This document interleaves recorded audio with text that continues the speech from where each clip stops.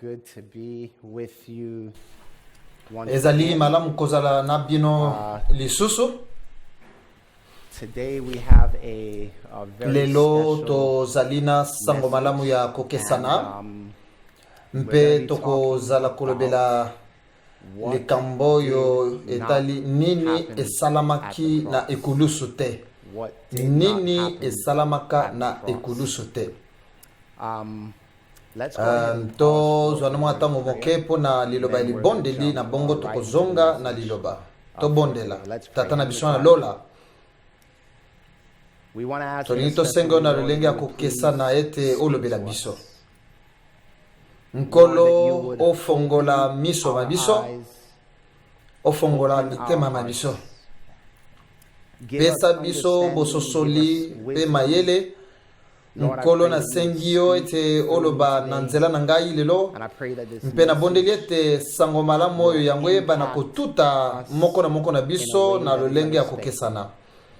Mpe mitema na biso yango eyeba na kolakisama na moto pona yo. Na kombo na Yesu Kristo to bondeli. Amen. Amen. Amen. And amen. I wanna na kobanda lelo na kokabola na bino mwa likomi moke oyo tokoyeba kozongela tango na tango tozali kokabola liloba na Nzambe. Ezali na masese mokabo ya tukumi bale teni ya tukumi bale. Ndambu ya verse wana ezali koloba na pepele te esika koni ezali te moto ezali kokufa. Esika koni ezali te moto ezali kokufa. We're all familiar with the parable of the 10 boni bosibo yoka lisolo ya base kazomi. Matthew na Mathieu tukumi bale na mitano. Epai wapi bazola kisa biso lisolo ya base kazomi. Mitano ya mayele mpe mitano ya boni. Mitano ya bazoba. Mpe mitano ya mayele to bango nyonso zomi bazalila mafuta. Kasi oyo bazangaki mayele bamemaki mafuta mingi te pona minda na bango. Mpe lokola bazangaki mafuta nini yango eyelaki bango? Moto na bango eyebaki na kukufa. Moto na bango ekufaki. Sikawa oyo nalingi naloba ezali bokokani nini oyo ezali epai wapi bakomi ete soki koni ezangi moto ezali kokufa mpe epai wapi mafuta ezangi moto ezali kokufa. Sikawa nini ezali kokanisa mafuta na koni yao? Loba yango lisusu? Yango ezali lokola mafuta ya kasoloni ezali kopesa moto. Moto elakisaka nini na kati ya Biblia? Moko ya bilili ya moto na kati ya Biblia yango ezali Molimo Mosantu. Kasi moto elakisaka pe lisusu bolingo na Nzambe. Amen. Amen. Na bongo na nzembo na Salomon kuna Biblia ezaliko na mokapo ya mwambe. Biblia ezaliko lakisa moto lokola ndakisa ya bolingo. Mpe bolingo yango ezali efandelo penza ya sango malamu mobimba. Yango nde kokambaka biso na kokabola sango malamu. Yango nde ezali kokamba biso na kolinga Nzambe.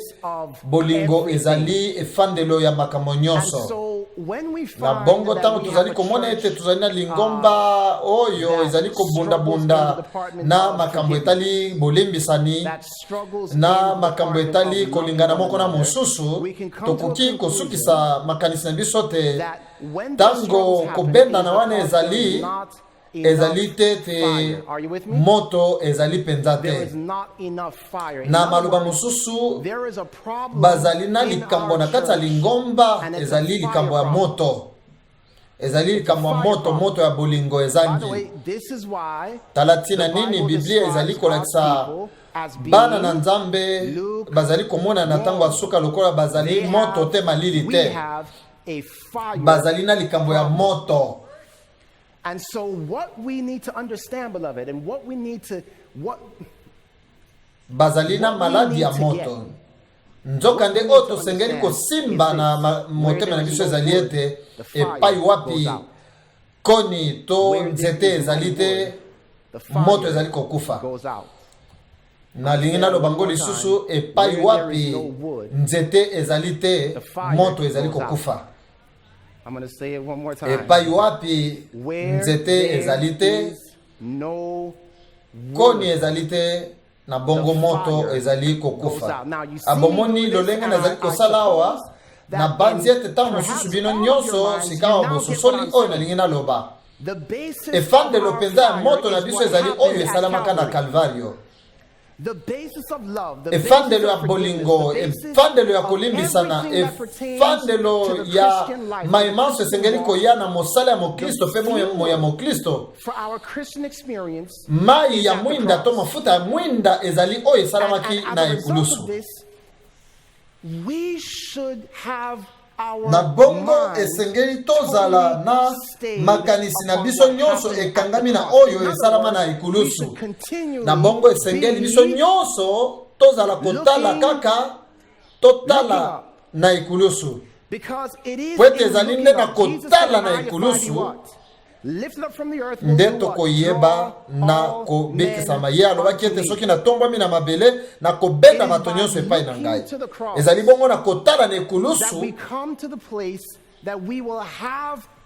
nde tokoyeba na kozwa sikawa lotiliki mingi po ete toyeba na kobota mbuma tolingana ye tosakola sango malamu totatola tokoyeba na kozwa sikawa mai ya lotiliki oyo ekosunga biso penza kosala mosala ndenge esengeli kasi soki tozangi yango nde tokosala yango penza te. Lolenge nini bato bazwaka moto? Ezali na kotala oyo ye asalaki mpo na biso na ekulusu. Okay, let's switch it up a little bit. I'm going to put another word in there. If love soki bolingo emonani na kati ya Biblia na lolenge ya moto, na bongo biso tozali kopesa ye moto po ete ye mutu aliboso apesa biso moto. Right? That's how we get fire. By studying the depth of love revealed in the Son of God for us. That is what sets us on fire. Now, sikawa o sosoli penza makamboyo ezali ya moto kopesa na moto pe kopelisa moto. The Bible says that they were going through the wilderness and they began to toka ni salisolo oyo balobaki ya bana Israeli na kati ya isobe. Tango bazali kotambola na tango moko boye bazangaki bolingo kati na bango pe banyoka moko ya moto eyebaki na kobima pe koswaswa bango. Kasi sikawa eyano po babika ezalaki nini? Mose asengamaki ete asala pe nyoka ya moto atia na nzete atelemisa. Na bongo soko nani basuye na nyoka ya moto na se ye atakwazoyoka pasi atala na nyoka oyo Mose asalaki. Pwete moto sikawa ya Yesu Kristo oyo azali na ekulusu ezali koboma bokasi ya nyoka oyo azali koswa moto na se. Soki ozali na likambo kotala pota na yo te tala nde likolo epai na Yesu Kristo. Boni bato basepelaka mpenza kotala bapota na bango. Soki azoki azali kotala na zoki tala makila ezali kobima. Nzoka nde Yesu Kristo kuna na isobe alingaki alekisa bango ete kotala pota na yo te kasi tala nde epai na ngai. Tala epai na ngai. Nalingi boya na ngai sikawa na mokapo ya motoba ya kozipola basekele po totala mpenza eloko moko ya ntina ezali kuna na kati. And I'm praying today that I will be able to get this across pe nazali kobondelete na sosolisa bino likambo na lolenge malamu po ete bososola yango pamba te yango ezali kilo. You see, I believe that once we discover what really happened at the cross, tolingi toyekola sikawa nini elekaka penza na ekulusu pe nini oyo esalamaka te. By the way, that is the title of this message. What did not mutu ya liteya na biso ezali nini esalamaka te na ekulusu. We focus on what kasi esengeli totala nanu oyo nini esalama te na ekulusu. Oyo esalama na ekulusu te yango ezali kitoko penza, yango ekobongola motema na yo mpona libela.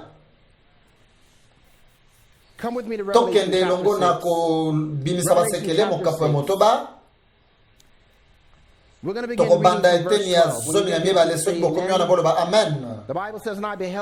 Ozobete tango mwana meme alongoli kashe ya motoba, namoni mabele eningani makasi moye yindi penza mpe sanza yango nyonso ekomi motane lokola makila.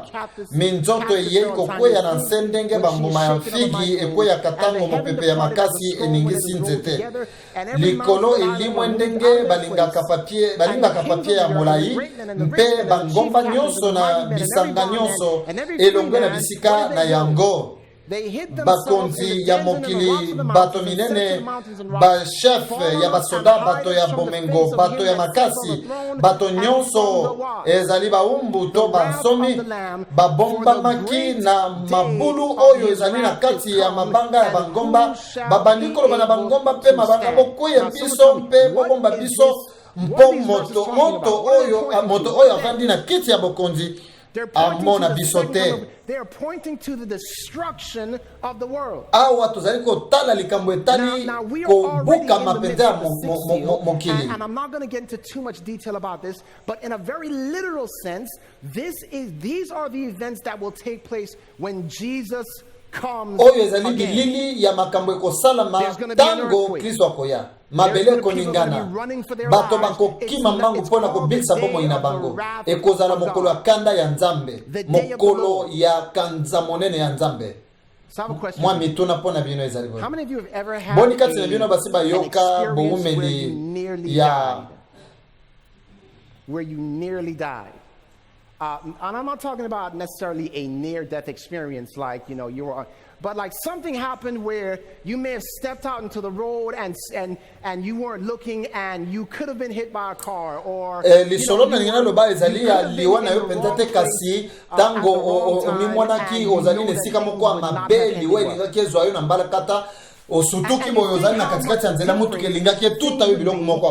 that happened to you, for one, you wouldn't be here right now.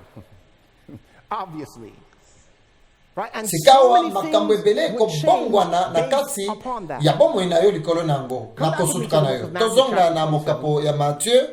Matthew chapter 27.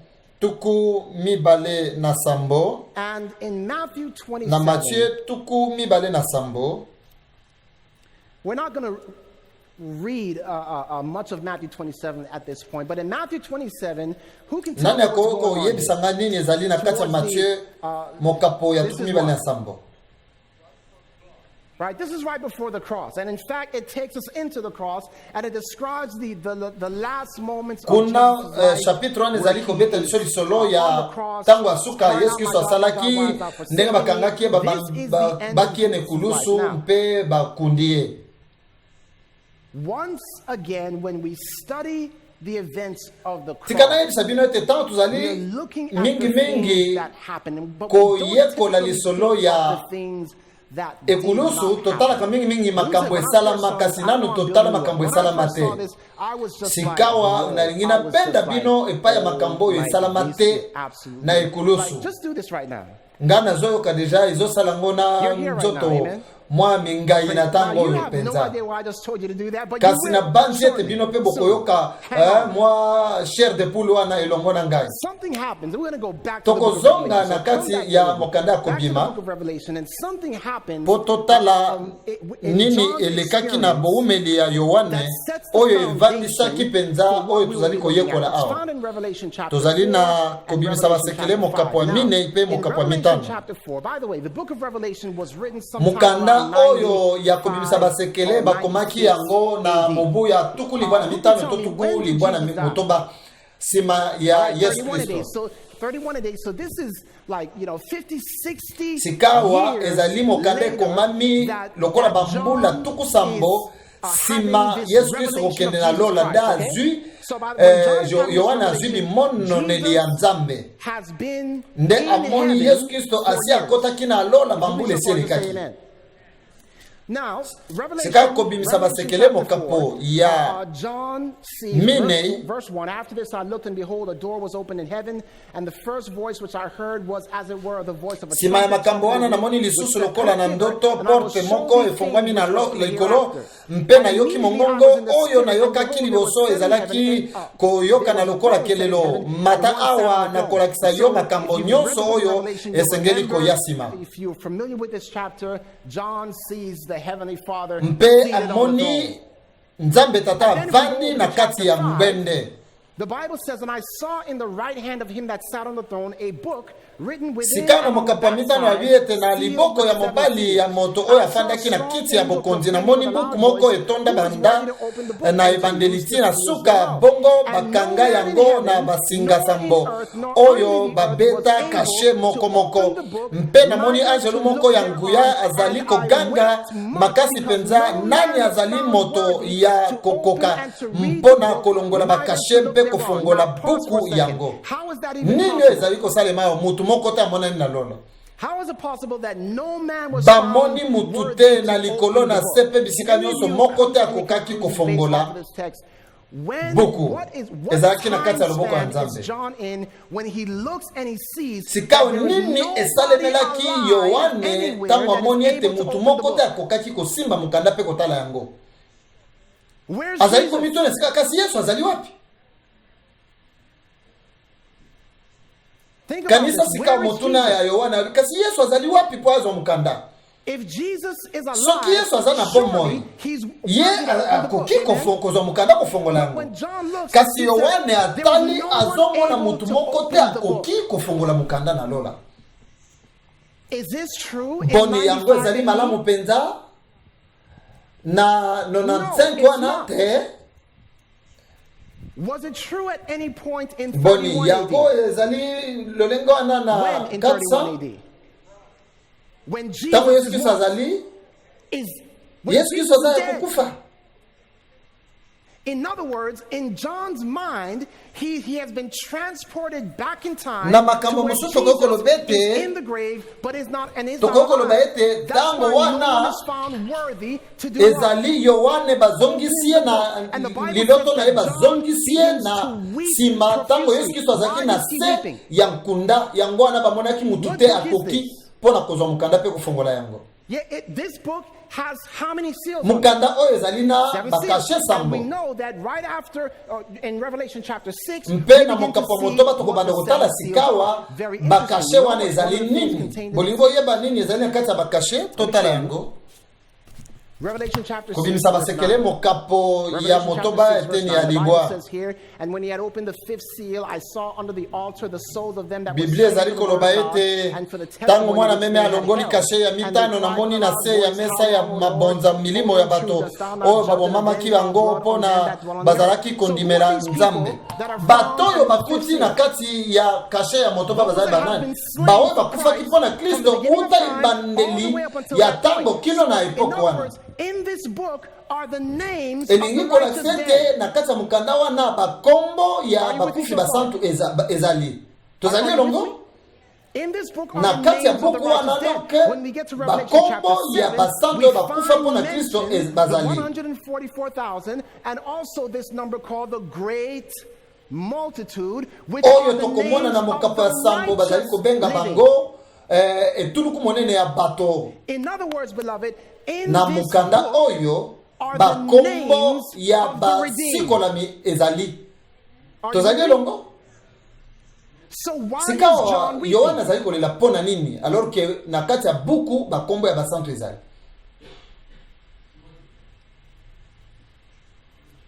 If the book is never Soki mukanda opened, yango efongwami soko mokete, what happens nini names ekoya na of the bakombo redeemed? ya basikola ekoyeba na kutu te.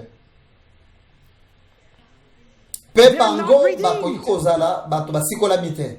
In other words, this book contains the future Na of bongo humanity. tokoki kolobete na mukanda wana The future of ezali na humanity. And when bilili John ya realizes suka ya that no mokili. one found worthy to Mpe open the book, he soki is also moto azali realizing te akoki that if the kofongola book is not mokanda open, then na that is bongo it for ezali human history. mpenza lisolo ya mokili moya You koyeba are yango not ezali here. te, suka nango ekoyebana I te. don't know if you catch that, guys.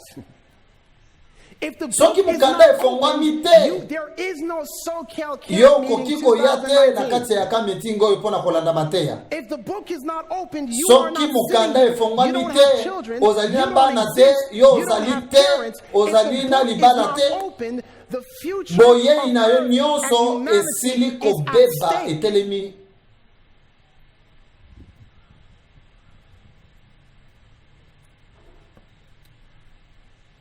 Kasi sango malamu ezali awa. Because Po someone ete is bakuti found mutu worthy moko to open the akoki book. na kati ya makoki ya kozwa mukanda, ye azali Yesu Kristo.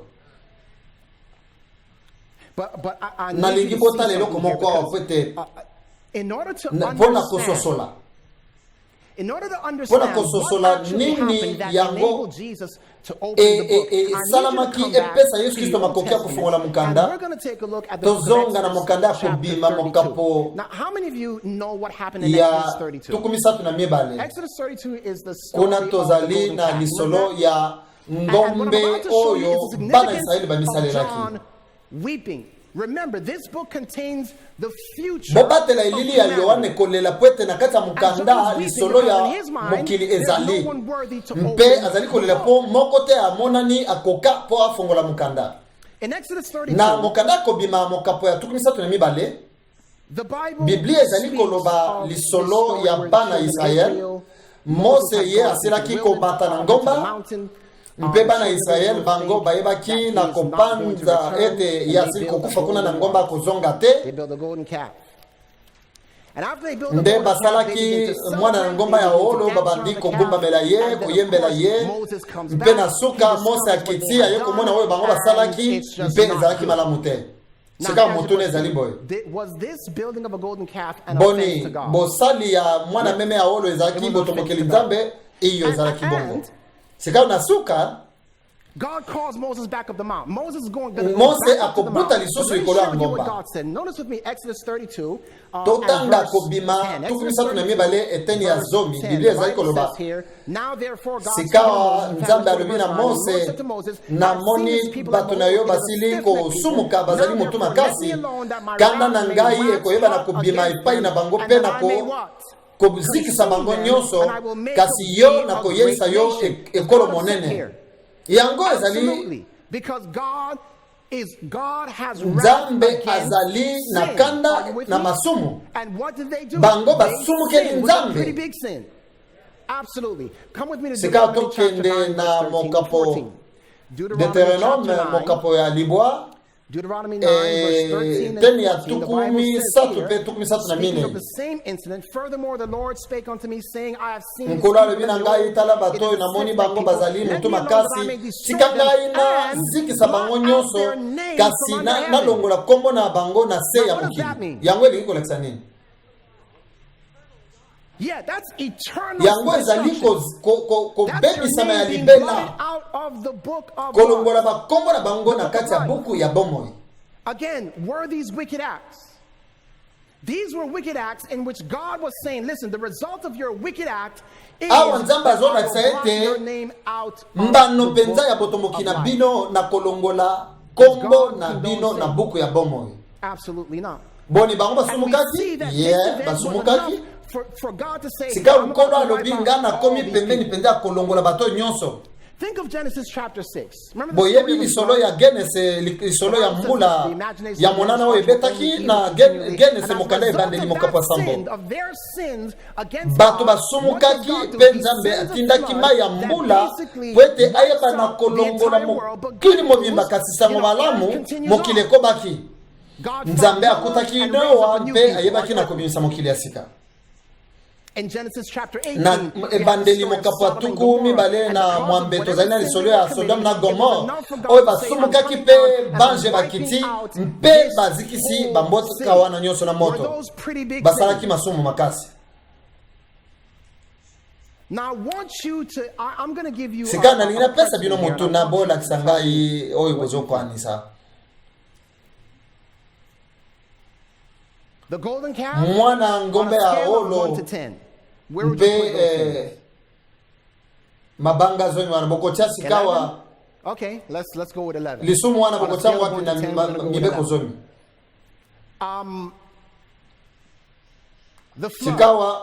The things that people were doing in that time. Mbola ya monana bato oyo nyonso basalaki na tamona basumu kaki. Allowing 11. Sikawa bango basalaki masumu nini? Where would you place bokocha ngo wapi? 10. Sodome na Gomorrhe. Where would you place that?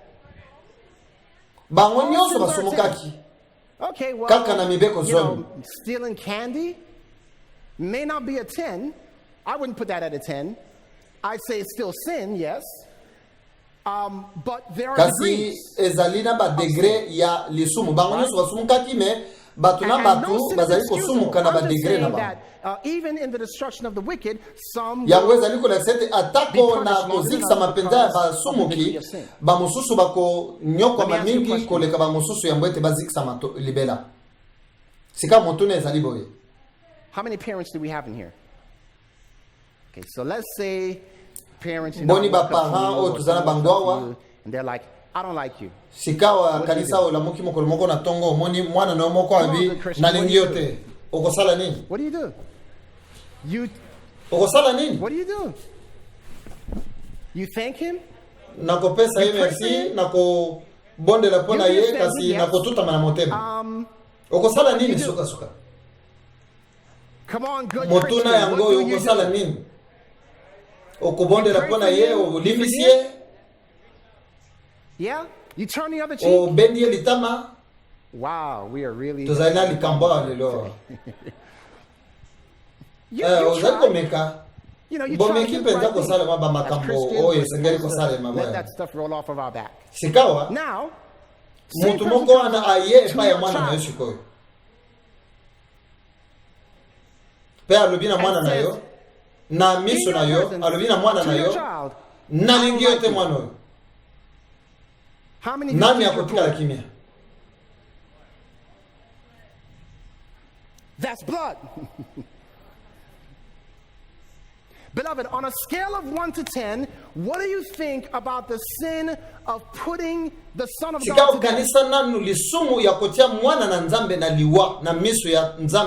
There is no scale. Now remember this, God was willing to blot out an entire nation for making a golden calf. He was willing to blot out an entire nation because of a golden calf. He destroyed a city because of the sins they were doing. There is a difference now when it comes to actually putting the Son of God to death. Akosala bangoni.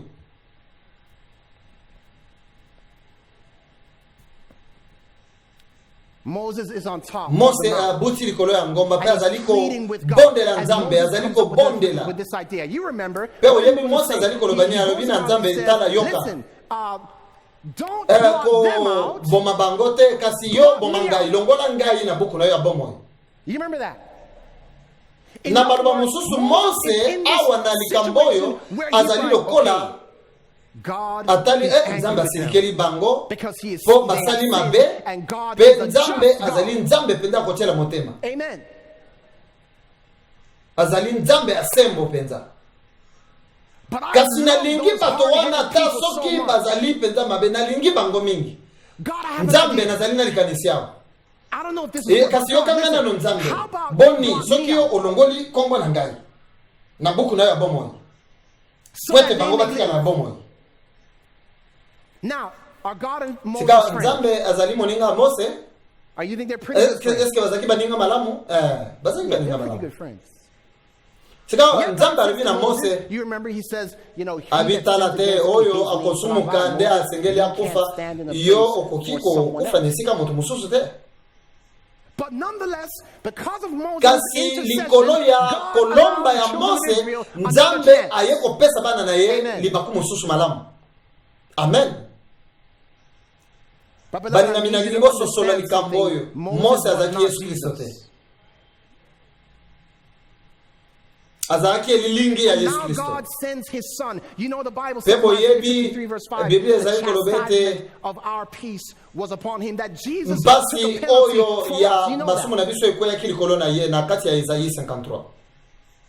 In Isaiah 63, I want you to turn there with me. Isaiah chapter 63. Isaiah 63 totanga beginning with verse Isaya 3. mokapo ya tuku Isaiah motoba na chapter 63. I misatu. don't know if anyone is back there that can help me, but my iPad is low on battery power, so if I can maybe have someone come and give me some power Mutumoko here. asunga ngai po na zwa mwa lotiliki awa pwete iPad na Isaiah ngeza liko 63. kangama. I don't know if that's going to reach, but there's a plug right there in the front. Isaiah 63. Isaya Verses 3 and 4. When you're there, please say misatu na tuku Isaiah motoba na 63. misatu. Verses Tokotanga 3 misatu and na 4, the mitano. Bible says, I have trodden the winepress alone, Ngai na and of the yezaki people there was none with me, nika for ngai I will moko tread them in mine anger, na and trample them in enikelo my na fury, ngai moko and ta their yaki blood shall be kosunga ngai sprinkled upon my yango garments, and I will wana stain all my raiment. mai ya For the motane day ya of vino na vengeance zaki is kotuta mine, yango and the esopani year na of kati ya my ilamba na of my ngai redeemed is mbetala come. awa mosiko la mina You remember ngai this verse is asiliko ya familiar, thank you. This verse, verse oyo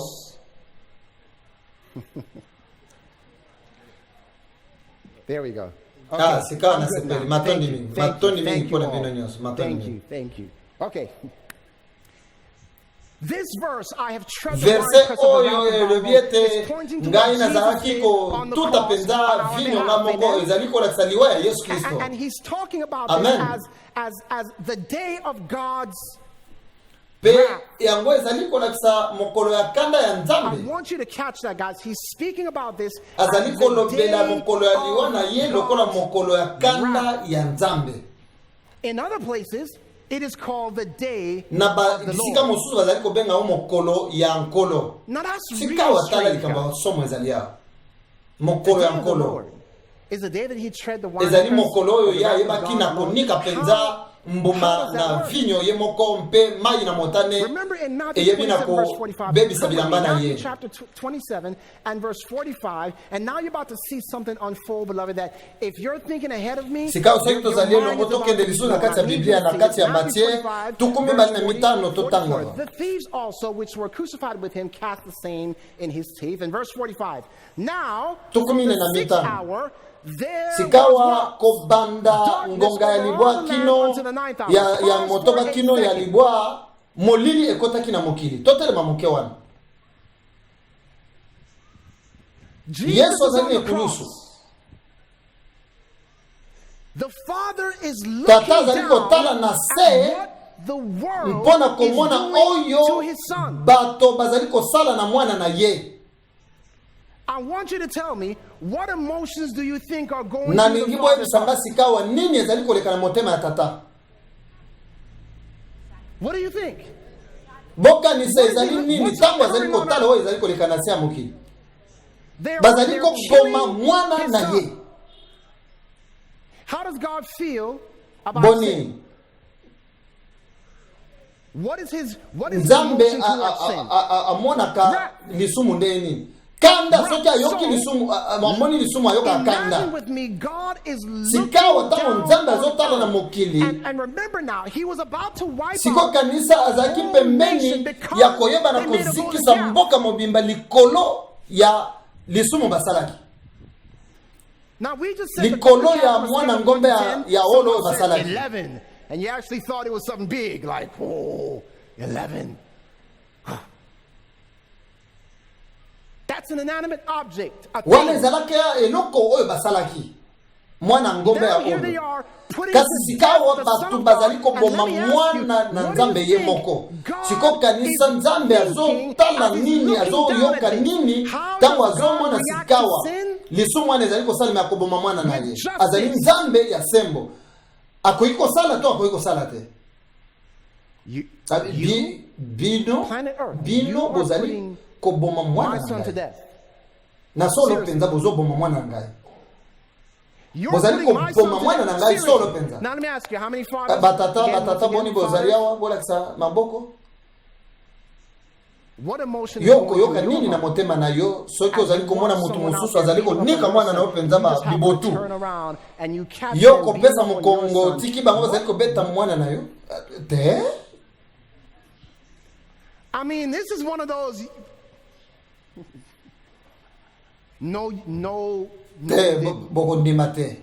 No, you. Bogondi mate. Omona mutu musu azali ko beta mwana leo penza me opesi mokongo te. Bogondi mate. Why do you think kanisa nzamba azali koyoka nini? Why do you think the sun stopped? Sikao mwana atiki koganga. Beloved, listen to me. The sun stopped shining because something was about to begin.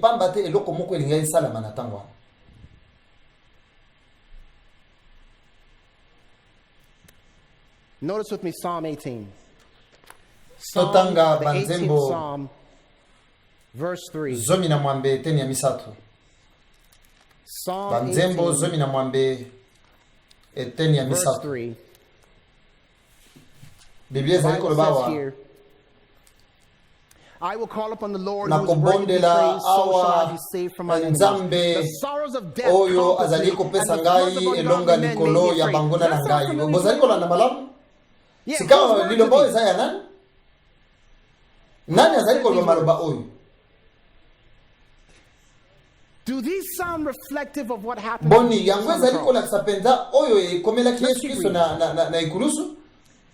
In my distress, I called upon the Lord. My God, my God.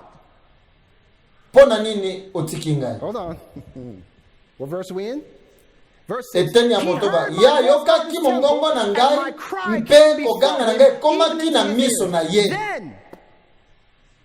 don't read yet. Don't.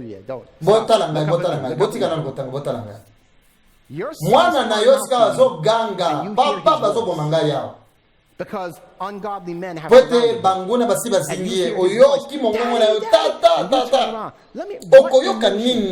have you turned around? Are you about to go down? That's, a term for get busy. Are you about to get busy? Ungodly men have surrounded me. What's your attitude? You touch my son? All right, it's over.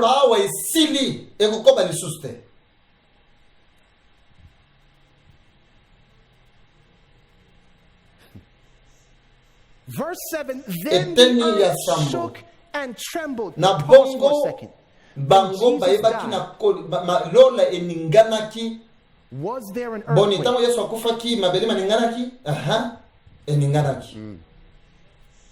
The earth shook and trembled. The foundations of the hill also moved and were shaken because he was God. There was a smoke out of his nostrils, and fire out of his mouth devoured coals. He bowed the heavens also and came down, and darkness was under his feet. He came down. Now let me ask you a question. Have you ever read the description of Jesus on the cross in the darkness? In the book, do you know where she said that God came down in the darkness? Psalms 18. That's what's being described. God comes down, but he's cloaked in darkness. So watch this. molili ezalaki pe mabele maninganaki. Does that sound Boni familiar? bosumo mesana na makambana. Why does that sound familiar?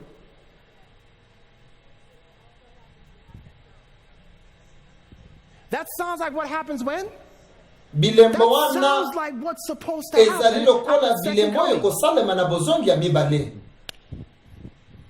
When God destroys the entire Tango nzambe planet. akodetruire mokili mobimba, molili ekozala mabele koningana. Kaka ndenge salemaki na liwa ya Yesu Kristo.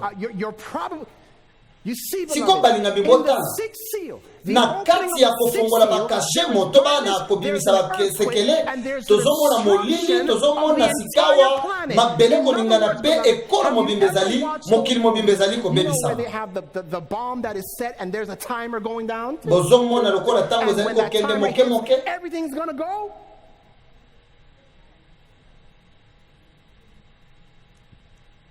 Beloved, Balinga on the mina cross, ikulusu. the wrath Kanda of na God nzambe against pona sin lisumu. Tala malamu. is being balanced Kanda na nzambe by his esili Son. kotia ma pause na mwana na ye. Forgive Tango them, alobaki limbisa bango for they don't po know what they are bayebite doing. oyo bazali kosala. Wait, y'all gotta catch this, guys. You have to catch Bososoli oyo te, bososoli yango because te. that Kwete darkness molili was wana the ezalaki beginning of the end of ebandeli the ya earth. suka ya mokili. Boni, bososoli? Just Bomoni motoki ebandi your kobima. head. You are Ozali here awa today lelo because kwete the cross of ekulusu ya Christ, Kristo listen to me, na solo literally penza ebikisaki bomoi na yo.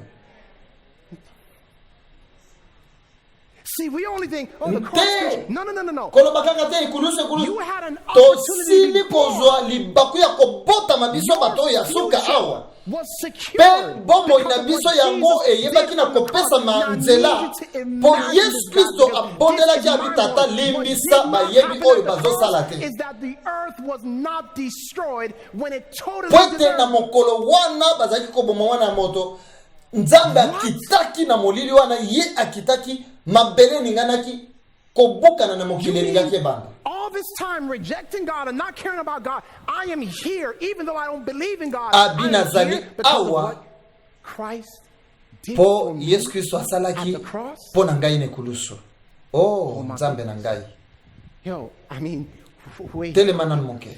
wait, you mean the earth? Tala nanu koningana ya mabele molili makambwana nyonso.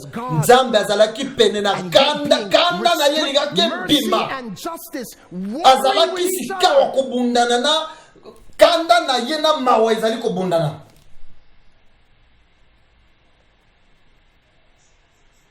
Jesus is Yesu on the azali ne cross. kulusu azali kobondela. Not only is he on the cross pleading, but while he's doing it, the very people who don't realize that they are about to be blotted Nzoka nde out bato are azobondela mocking wana him. bango bayebi atate nini ezali kosalemela bango bazali pene ya kokufa. Bango bazali koseka ye, bazali kochola ye. Making fun Bango of the bazali Son of God, kokomisa lokola not jouer realize koseka ye imminent bazotala danger. danger oyo ezalaki pene te. Nzambe akitaki azalaki pene ya kobuka bango nyonso. Did God have every right to Boni destroy Nzambe azalaki na makoki nyonso ya koyeba na kobuka penza bato wana nyonso na l'an and 31 still be just ya solo penza. and still be merciful? Pe alingaki atikala na ye Every right. Nzambe ya mawa pe ya boli. Alingaki asilisa mokili mobimba tango wana. Lisolo lingaki esila. But there stands Kasi one mutu moko person, atelemaki. the very person on whom the sins of the world Mutu have been oyo placed. amemaki The mokumba very ya masumu nyonso ya person who is mokili. mocking Mutu oyo Who is being azali kozokisama. by the word. Alakisa mipenda na liloba. And that Pe mutu one wana person moko azali is kosala oyo Mose doing what asalaki Moses likolo ya ngomba pona Israel. back there on the mountain. Except this time he's doing it on nzoka nde na Mount tango Calvary. oyo ye azosala ngo na ngomba ya calvaire. Do you remember when Jesus cries out, my God, Kanisa my God, tango why Yesu hast agangaki abi thou tata na ngai forsaken me? pona nini osundoli You know ngai. what?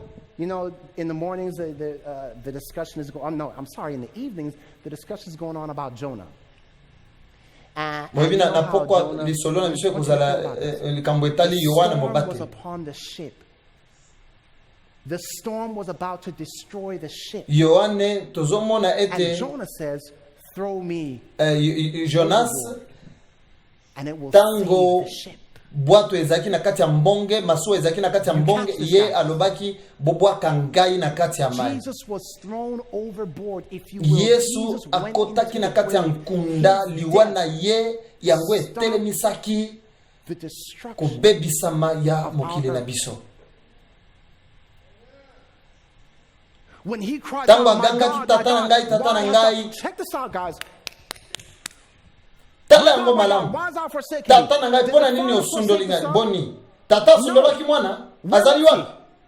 Azali wana Right there. pene. Where? Na kati ya molili. Beside Pembeni him na in the ye. what? Na kati ya In the molili. darkness. So Jesus could not sense his Na father's bongo presence. Yesu akokaki komona tata na ye te. Why did the father Pona hide nini his tata presence? zipaki elongi na ye? Pona nini? Because what? Because if he had Fete revealed soki himself, amila we would kisaka all be ye dead. moko biso nyonso tolinga tokufa. You guys, I need you. I need Ah, you to bandeko na think ngai this boso through. sulana na makambo oyo. The Tata father draws close to his aye son. pembeni ya ekulusu ya mwana na But ye, he cannot kasi akoki reveal to kobila his son kisepa ya mwana that na he ye is te there, kazali wana because to do so po ete soki would be to asali ndenge wana destroy ezali nde the earth. kobuka mokili mobimba. The very people that are mocking Bato oyo his penza son bazali kotuka mwana na ye, talk about justice and bazali mercy. koloba makambo etali bosembo mpe mawa. So Christ cries out, my Nde God, my Kristo God, why agangi hast tata thou na ngai, forsaken tata na me?" ngai, pona nini He's pleading to his otiki father, ngai? "Do not Azali forsake me." kobelela How tata na many ye of you think he's doing? Why is he doing koboya that? ngai te, kosundola Why ngai is he te. crying Pona out, nini "My God, my azoganga God, sika don't oboye? forsake Bomituna me"? nani? Pona? Because what? There's Po a ete separation mokabwani between him and his ekoti kati father. na ye na Yes? tata na ye. He's feeling the wrath. Yes? What else? Tata azali na kanda ya solo. Because of all the sins he's carrying, Po ete right? amoni masumu ezali Yeah, likolo na ye, like kanda all, yango of our, ezali wana. all of our answers, typical answers, good Nyonso answers, ezali but God, I biyano need moko you to malamu, catch kasi this bosimba thing. oyo boye. Do you remember when God came to Abraham, said, Abraham, I'm going to destroy. Boyebi tango Nzambe ayaka epa Abraham, Abraham's like, ayebisi okay, Abraham kena okay, azali kokende koboma Sodome na hold on Gomorrhe. a second. Abraham Let me abili ya ask you, solo. if there are Abikasi 50 soki people okuti found, batu tukumi tano, will you spare okobuka it? mboka? Nde Then he begins babandi to go down kosolola 35. tukumi ne na mitano. 30, Tukumi 35, satu, 20, tukumi comes down to bale. 10, I believe it is. If Zomi. there's 10 righteous Soki people there, okuti will you zomi spare it? penza And God malamu says, I'll ukolo spare alobi it. te na Let me ask you a kobikisa. question. What do you think Jesus is Sika doing okanisa on na the cross? ekulusu Yesu azosala nini? Father, Tata I know nayebi that you- ete I know ete your wrath kanda against na sin, yo and I epai know masumu what you're nayebi about to do to oyo this ozali planet. pembeni ya But kosala kasi listen, guys, Jesus yoka knew that he could not pray if there are 50, because he knew there weren't 50. He knew there weren't 40. There weren't Yesu Kristo 20. abondeli mpona 50 There te were mpona not 40 even te 12. bazalaki zomi na mibale There wasn't 5, bazalaki there wasn't mitano 4, te there was only bazalaki kaka one. moko And that one mpe was moko him. wana ezalaki ye. So he is now standing as the Sika ya telemi representative of the lokola entire planet. molakisi And the elongi ya reason he's mokili saying, mobimba nde don't azoloba forsake me, is not kosundola ngai te because, hey, ezali mpona God, koloba te o tata na no, ngai. he's saying, don't forsake me, because if you do, azali kobondela alobi tata soki obimisi kanda na yo awa esili mokili mobimba ebungi. if you Soki forsake me, obwakisi ngai obosani ngai na buku na yo with your na name in it, bakombo na yo na attending kati SoCal camp meeting na biso nyonso abakombo na biso na kati ya will buku not be ekofongwama soki moke te. and Pe if it is soki not yango efongwami te, na then bongo humanity bomoto nyonso has ezali no na future. mikoleko ya te.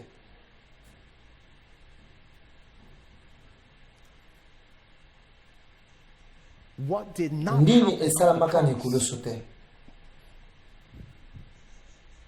is just Ezali as na important ntina as what koleka happened oyo at the esalamaki cross. na ekulusu.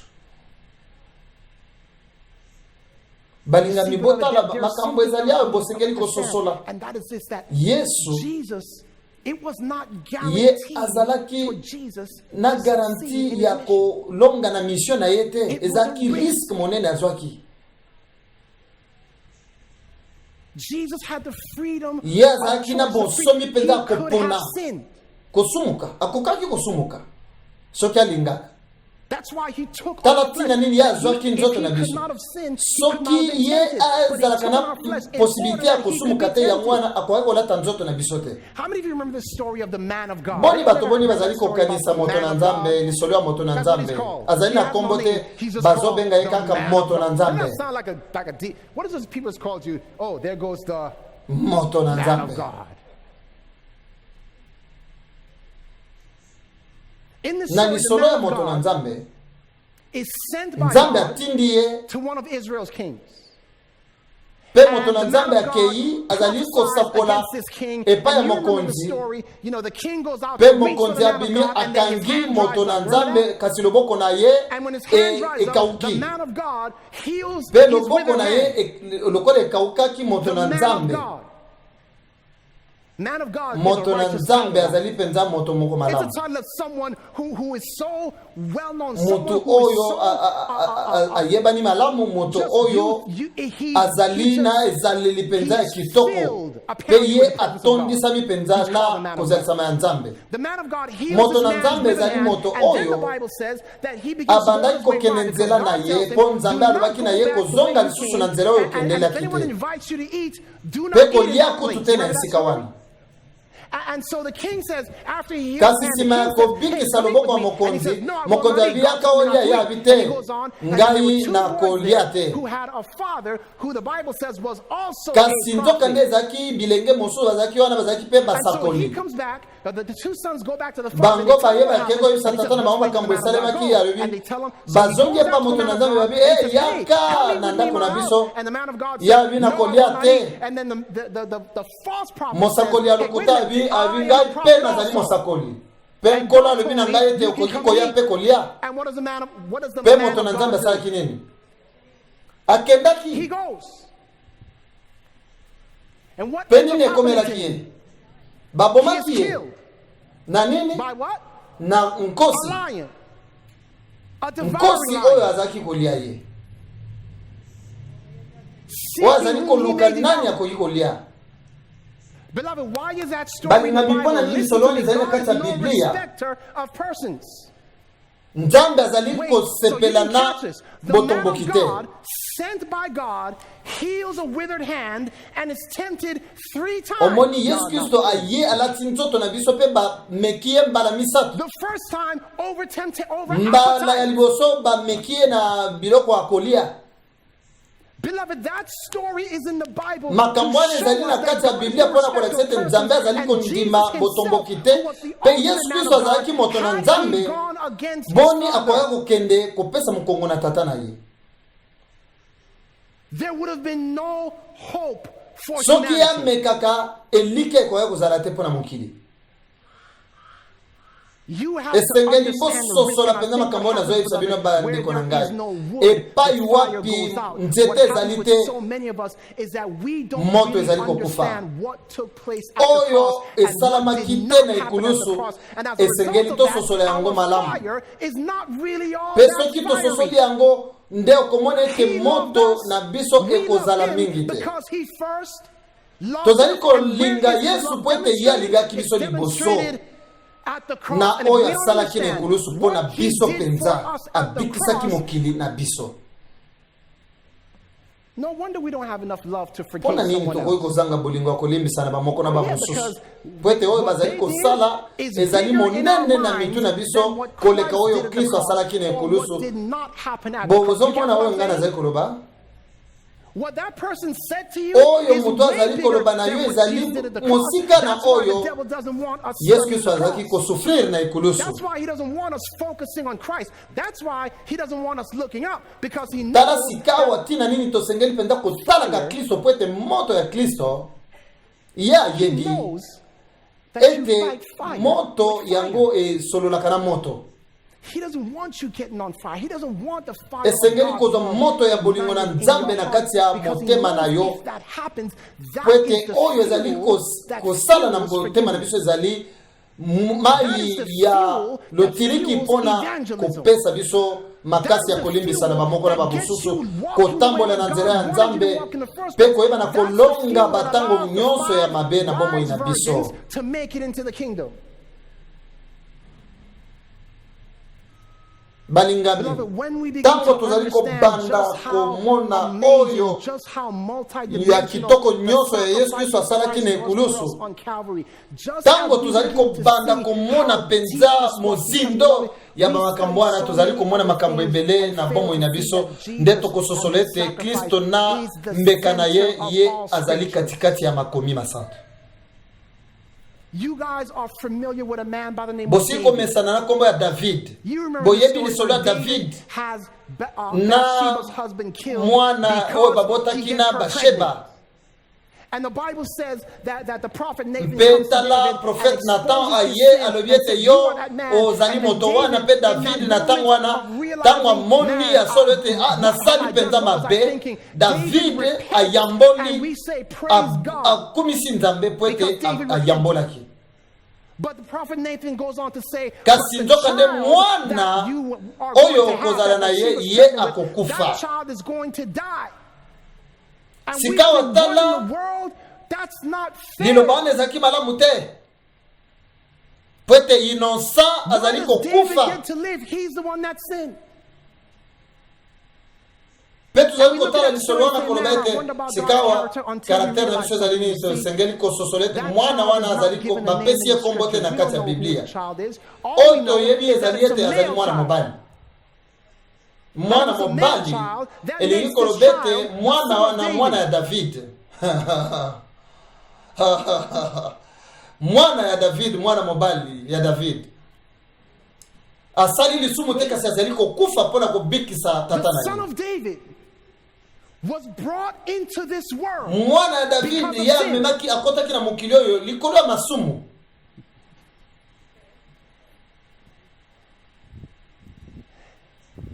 Pe And akufaki died, that po someone ete else mutu might mosusu live. ayeba na kobika. I'm talking Nazo about the beta son of lisolo ya David. mwana ya I'm talking about David. back there in Oye komami na kati ya mukanda ya Whatever bakonzi. it is. Mwana The ya son of David. David. That Mwana boy mobali was brought wana into the abotamaki na world mokili because of likolo ya sin masumu and died pe that akufaki someone else asali might masumu live. te po ete And mutu now we mosusu ayeba na suddenly get the kobika. picture. The reason that story is in the Bible is Tala to show us efandelo ya that lisolo wana na kati ya Jesus, who is the Biblia true ezali son of ete David, Yesu Kristo was oyo brought azali into this mwana ya world David ya because of solo our sins akotaki na and mokili oyo died likolo ya that masumu we might mpe live. ye akufaki po ete abikisa biso akangola biso. Balingami That's wana right. ezali penza ya moto.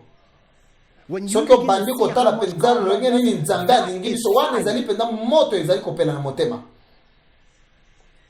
That is Awa God Nzambe showing azali kolakisa us, biso listen, abitu yokanga azali firing kopesa bino moto na ngai sikoyo. so Na that you bongo can bino fire pe bozongisela ngai moto yango. Nalingi I'm bino loving you so po ete that you bino can pe bolinga ngai. love me.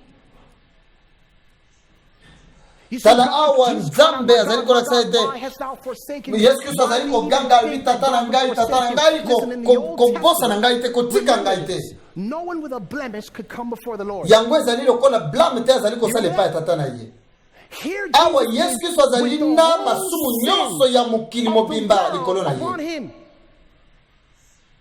And the sacrifice is pleading before his Father. Sikawa Accept the sacrifice ezali komi kolela liboso ya tata kaka But sacrifice. remember, God Pe hates tala what? tata sali nini azali koyina masumu. Can you Okoyi imagine kokanisa that? malamu? The son mwana alatsami na masumu. The father tata alinga bimisa ye na kati ya masumu. And yet he has Pwete become ye sin. akomi lisumu. Remember, guys, Bokanisa malamu it was bandeko. not a brazen lamb that Moses put upon a pole. Bokanisa mwana mpate oyo Mose It was not a brazen dove. ayebaki na ko pesa lokola It was a sacrifice. serpent. Oya chaki na kati ya ikulusu ezalaki mwana mpate te kasi ezalaki nyoka. Christ became Kristo akomaki lisumu for pona us. biso. Lokola nyoka oyo Mose atiaki na kati ya isombe. So, beloved, when John Sika bande now kotango sees Yohana zali kotala sika na kobimisa basekele ayoki lingomba oyo mongongo oyo gangi tozonga na kati na yango.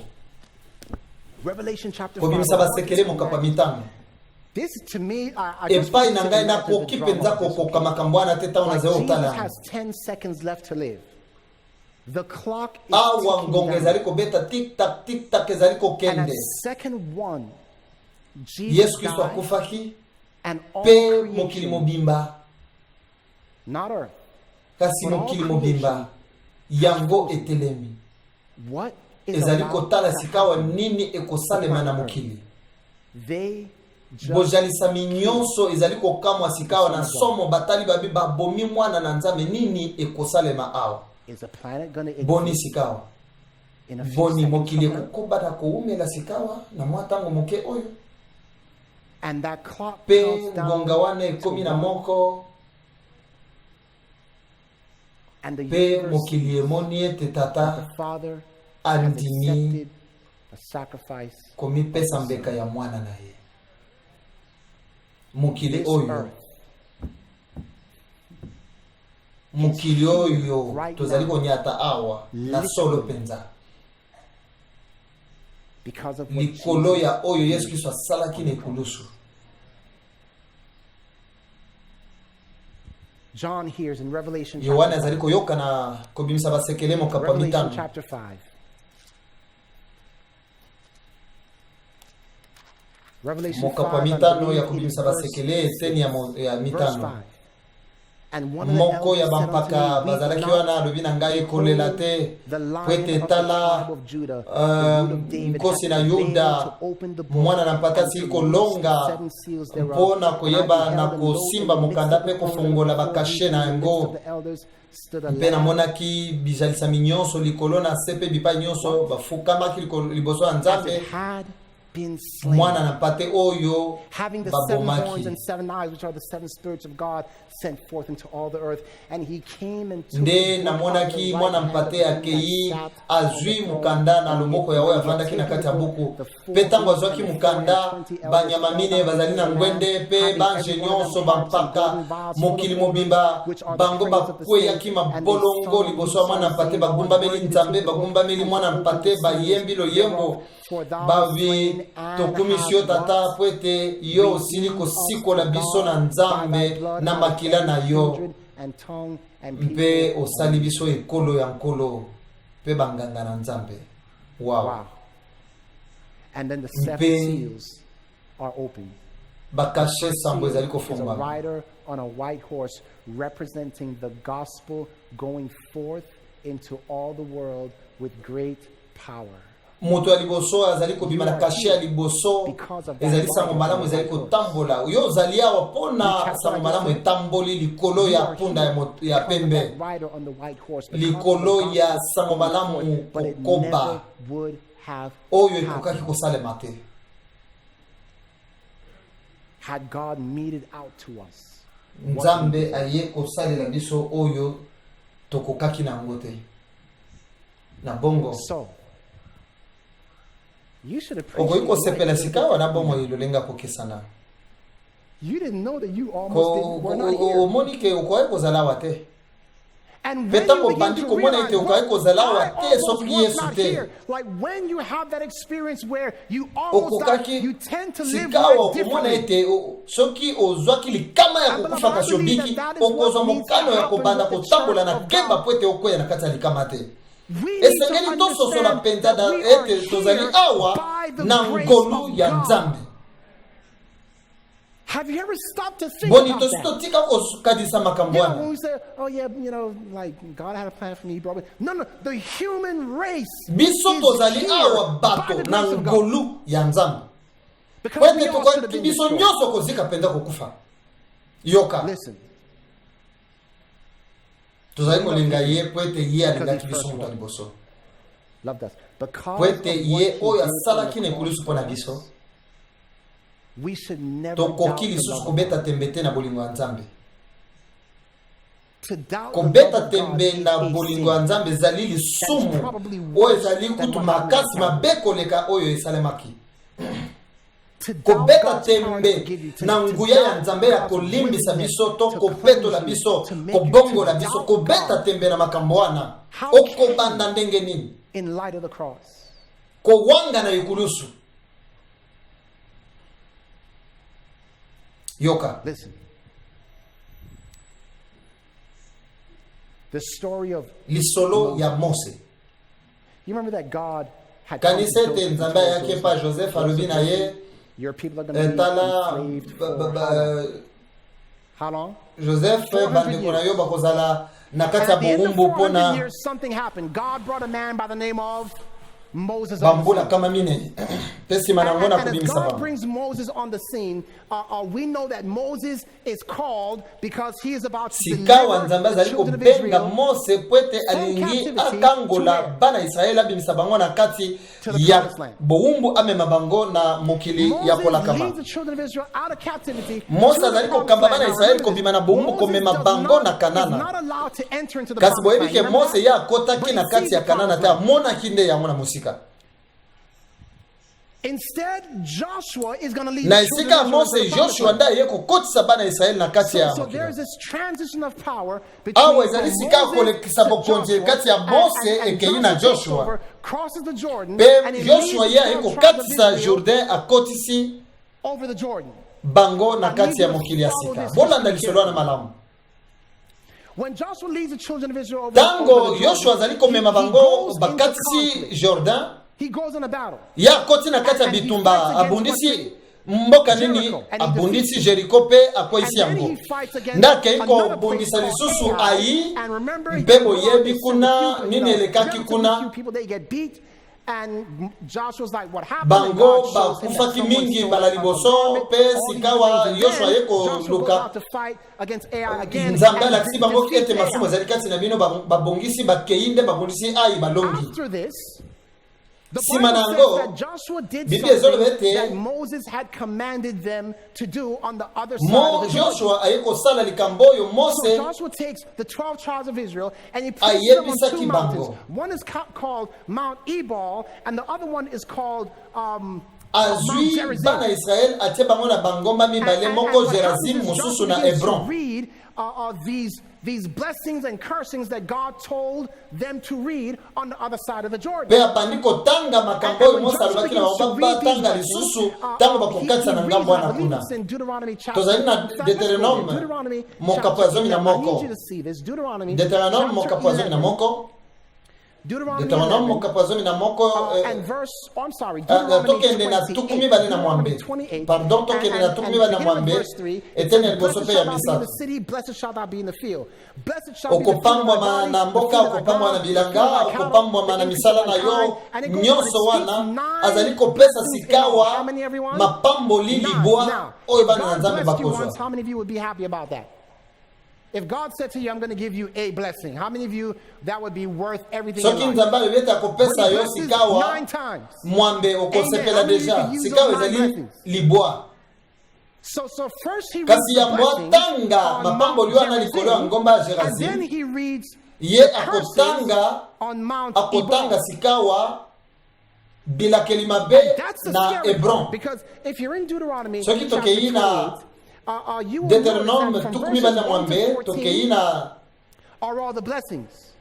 But zomi na verse mine wana ezali 15, mapamboli. to Kasi leaders, kobanda na verse zomi na mitano kino na 63 tukumi sato are na all the misato curses. ezali kaka bilakeli mabe. And these are pretty. If God cursed you Boni one nzamba time, zaliko lakela mutu mabemba la moko. how many of you would be like, okay, God, that's enough? Kwa hiyo sanzambe te wane koki.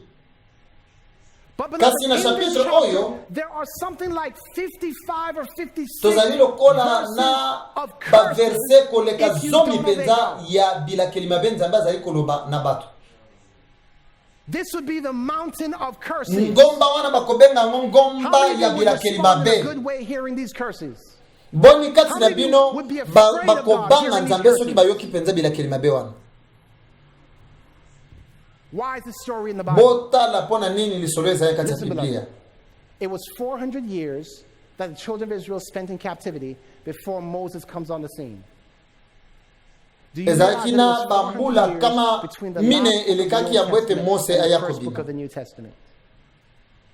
Mpe boyebi ete mibu elekaki tuku mine ya mbwete Moses comes on babanda the scene, and his kokoma job was mokanda to liboso ya deliver the Biblia. children of Israel to see the promised land. Boyebi ke Mose atambolaki penza na You know esobe who ya came mbwete on the scene in the New amona Testament? mokili ya sika. John the Baptist. John the Baptist Mose had a mission. azaki lokola It na was to mosala lead the ya children of Jean Israel Baptiste to see the pona promised land. kosunga bato bamona sika moto oyo balakaki. Mose was only allowed to see bapesaki the eka promised libaku ya land, but he was komona not allowed to continue mokili ya on. sika kasi ye akotaki na yango te.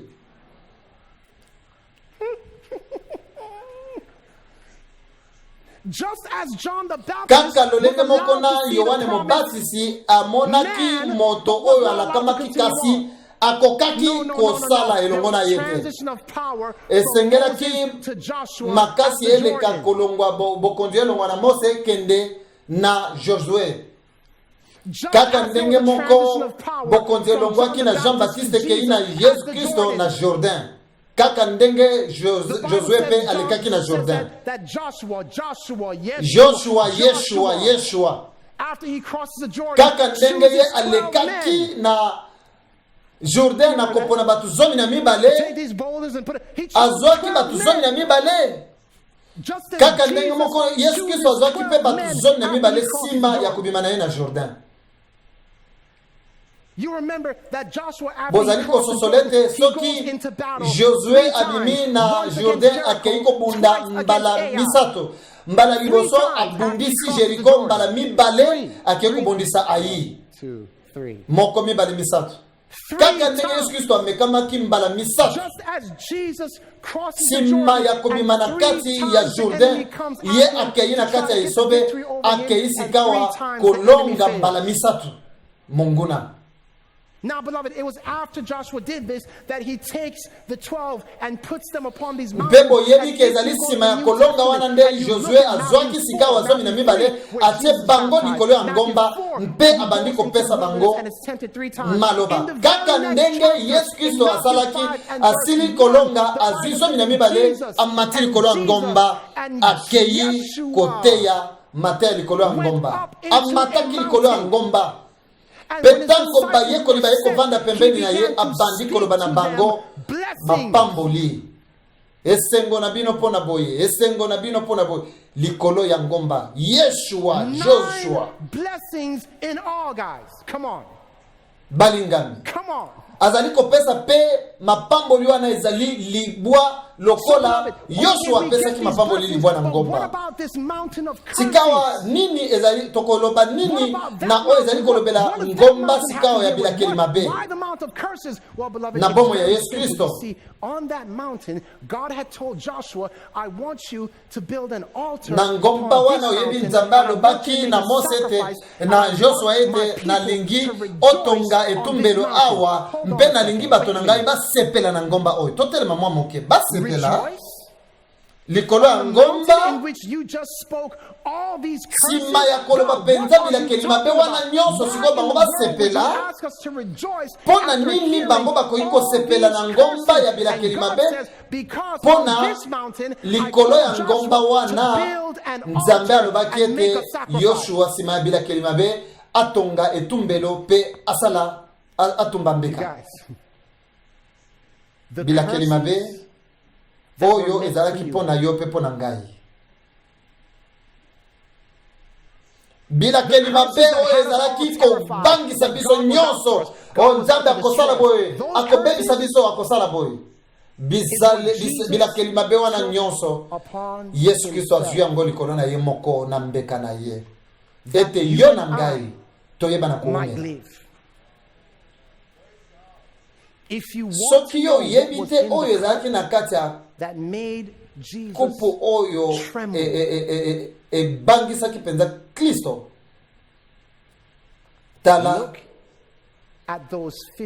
tanga bilakeli mabe wana na Deutéronome 28 kobanda verset 15 kino 33 oyo ye azwaki mpo na yo mpe mpo na ngai balingami bozomona ezali ntango tozali kosimba makambo oyo malamu ntango tosili komona yango kososola malamu ntango toyekoli kotombola miso na biso koyekola makomi masantu koloba ete Yesu lakisa ngai oyo osalaki mpo na ngai lakisa ngai mozindo ya bolingo na yo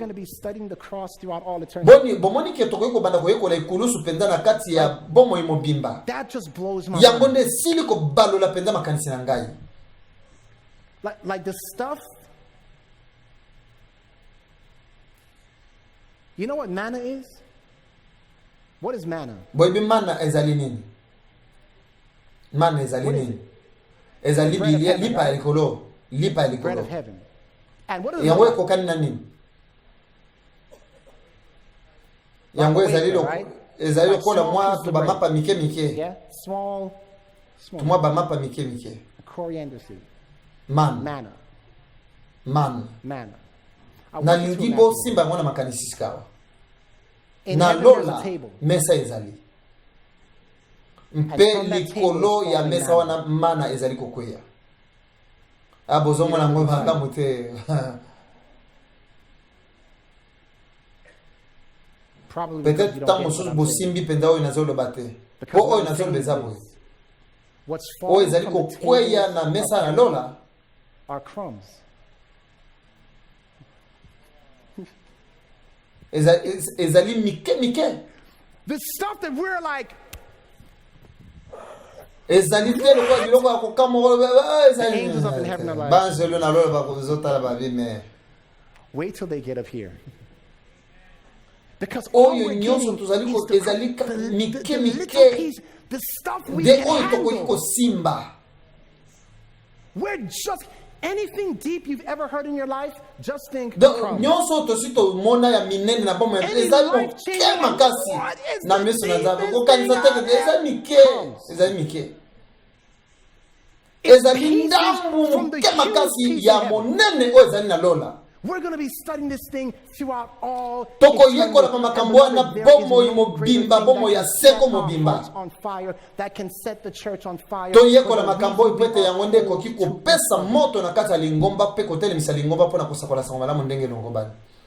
The reason that we don't know how to forgive, the reason that we don't know how to limbisa te ba mosusu tozali ko kabola kondima na biso na bato mosusu tezali poto ndimina te o tozali kotala na se totali likolote. Tozali kotala mapota na biso. Tozali kotala bato mosusu bazosala nini, tozali kotala biso moko nani azosala nini. Kasi oyo tosengeli kosala ezali kotala nde na ngomba na Golgotha. And when those people were being bitten by those serpents, the reason that they did not look up is because they were obviously trying to protect themselves. Tango bato bazali koboya kotala likolo bazotala bapota na bango ezali bato bazali koluka bamibatela bango moko mpwete bazokata nzoka nde biso totala likolo totala Yesu Kristo pona ko bato mosusu bazali koluka nde komibikisa bango moko biso totombola miso na Yesu yende akobikisa biso. Biblia epesamaki na biso pwete ebenda miso na biso etiama na Yesu Kristo. Lisolo nyonso na kati ya Biblia, likambo nyonso na kati ya Biblia epesamelaki biso pwete tomona Kristo kati na yango. In my remaining time, na mwa tango moke etikali na lingi na tangisa bino likambo oyo because pamba te nanu na kanga yango te na mutu. But the entire kasi Biblia mobimba ezali kubeta lisolo ya Kristo. And once we learn to see the Bible with new eyes, it changes. It's a soki to bandiko tala penza Biblia na etaleluya sika ezali penza lokola li Salomoko ezali ko bongo la There are 4 offices in the Old ezali Testament. na Everyone? 4. And those ba misala minde na boyokani ya kala priest is one, mosala ya bonganga ya Nzambe, prophet, basakoli, bakonzi, king, what else? pe basambisi. So there Tozalina basambisi, tozalina ba prophète, tozalina ba nganga Nzambe, tozalina bakonzi. Oyebi ete bango nyonso bazali ba bililingi ya nani? What's first revealed in the Bible? What's the first major office in the Bible? Ya liboso ezali nde mosakoli. Mukanda ya ya Genèse, tozalina Noah, Abraham, Joseph, bango nyonso bazali basakoli. Liloba nini eutaka epai ya basakoli? Na monoko basakoli. Priests. Sima Genèse ezali basakoli. Mukanda akobima Exode ezali nde banganga Nzambe nde babimi wana. Sikoyo nani azokolanda après? Tozalina basambisi nde bazali kolanda wana. Ba Samson, ba Jephthé, ba Gédéon, pe banani bazolanda bakonzi. Basakoli, banganga Nzambe, basambisi, pe bakonzi. Yesu.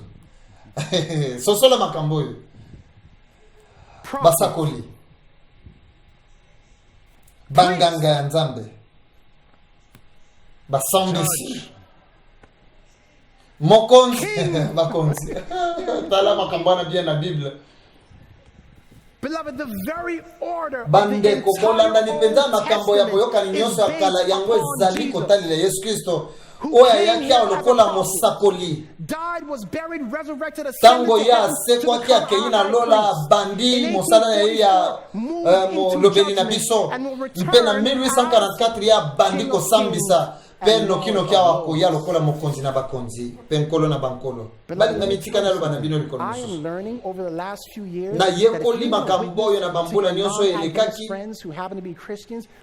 mpe ezali penza mpasi komona penza baadventiste komona kosolola penza na bato mosusu bolakisa bato mosusu Kristo na kati ya makomi masantu bango bakokamwa nazoyebisa bino bobetela bango masolo mosusu te kasi bolakisa bango Kristo na kati ya makomi soki totie Kristo na katikati ya nyonso ekobongola biso mpe ekobongola bato ebele po ete na kosala yango biso mpe tozali kobongwana sika nalingi nasilisa na mwa sketch oyo esangani mpenza ya Kristo ya kosimba mpenza na moto ezali na moto na ngai.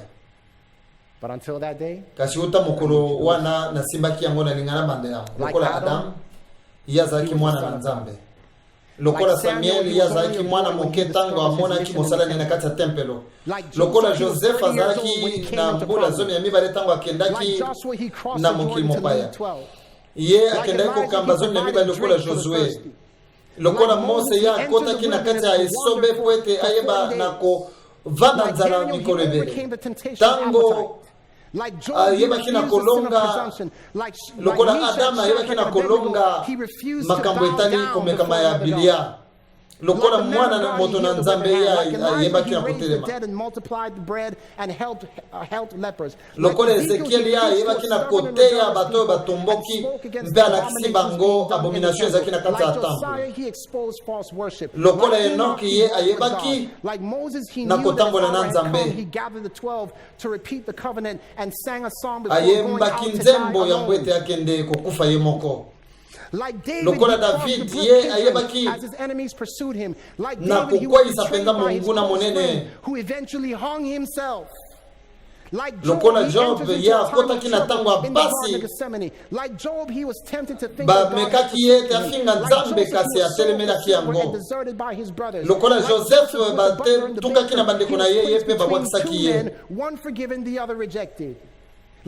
lokola Samson ye atelemaki na kati ya mangomba mibale mpe ntango ye akufaki ye abikisaki bato ebele na liwa na ye lokola tango azalaki na bomoi Like Isaac, he was lokola given Isaac for bapesa sacrifice. kiye Like Noah, he lokola was lifted up above the mbeka. earth on wood so that all men would be drawn to him. Lokola Like Nehemiah, he would not come down, for he had a great akozonga work to lisusu do. poete azalina mosala ya Like kotonga Job, he lisusu. prayed for his enemies. Like Lokola Samson, his Joseph death caused a alingaki great banguna na mourning. ye. Like Elisha's dead bones, his death brought to life many who slept in the grave. Lokola Like Jonah, Jonah, he ye was in the belly of ayebaki the na earth 3 days koleka and na 3 mabele nights. Like David, mikolo he delivered a misatu. deadly blow to the head of his enemy. Lokola Like Mose, he ye was azalaki willing na to be posa blotted out of the book, but was ya resurrected koyeba from na the dead. kobonde la Like Samuel, poete he was called out of his bakufi sleep to bato serve ya as masumu priest baiba na in the house of kubikisama. God.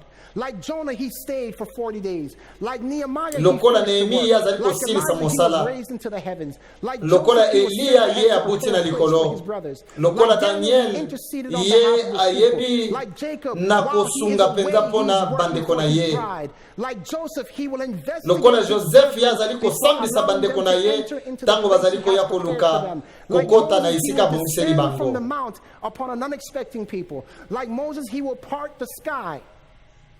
As Moses parted the sea, he will part the Lokola sky Mose and lead akabola his people kimai ye out of bondage akokabola of lola the mpe grave. akokatisa Like bato Joshua, poete he will bakota lead na his mboka people ya into the sika. promised land. Like David, he will take his Lokola place as David ye rightful akozwa king. isika na Like ye lokola Solomon, he will reign in mokonzi peace pe for 1,000 akolonga years. Like akouumela Solomon, he pona will answer kimia all of penza our mokonzi hard na questions. kimia. Like Gideon, he will put down the Lokola enemies of God at Gedeon the end of the millennium. akoyeba Like penza na Jephthah, he will kobunda destroy those na who bango cannot na nyonso speak ya the Nzambe pe heavenly kolonga bango. language. Like Lokola Abraham, he Abraham will be ye the father of a great akozala multitude. And like tata Joseph, ya he bato will be ebele. reunited Pe lokola with his Joseph loved ye ones. akosangana lisusu na balingami na ye.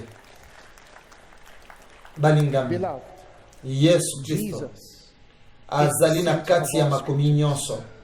Ye azali efandelo ya makomi nyonso ya Biblia. Mosakoli nyonso, mokonzi nyonso, mosambisi nyonso azali elilindi ya Kristo. Pe oyo ozali kotala yango ezali kaka mwa sketch oyo tobongisaki pona profete nyonso aziyebaki na kosala mosala moko ya ndambo na kati ya bomo ya Kristo. Pe bandeko na ngai soki totie miso na biso likolo ya Kristo, biso tokobongwana libela, tokozala bilili ya Kristo. Pe soki elilingi na ye monani kati na biso, na bongo ya akoya mpe akoya kosangisa biso na ye. Totala likolo. Totala likolo. Tokanisa malamu ete tozali awa na ngolu ya Nzambe na lolenge penza ya mala. Tango ozali kobima awa lelo, tala pembeni na yo, tala manase, tala banzete, pe sosola, ete otelemi awa, ete planete na biso ezali likolo ya nini? Likolo ya oyo esalamaki te na ekulusu. Tata na biso na lola matondi mingi wete kobenda na oyo ya kati ya bosembo pe mawa esili kokoma solo. Omoni moko na moko na biso tosilaki kopona na ndenge ya kokesana, kasi yo oponaki po ete tozala awa lelo. Limbisa biso tata po ete tosili kozwa sakrifisi na yo na pepele nyonso na pete. Tata na biso sikawa yeisa bomoi na biso sika ete toyeba na koumela bomoi ya mosala pe etinda na yo. Tia moto na yo na kati ya mitema na biso pe zongisa biso na makanisi ete esika nzete ezali te, esika nzete ezali te, moto ezali kokufa. Matondi mingi Yesu Kristo. Tikete kulusu na Kalvario yango ezala katikati ya bomoi na biso tobondeli na kombo na Yesu Kristo. Amen. Amen.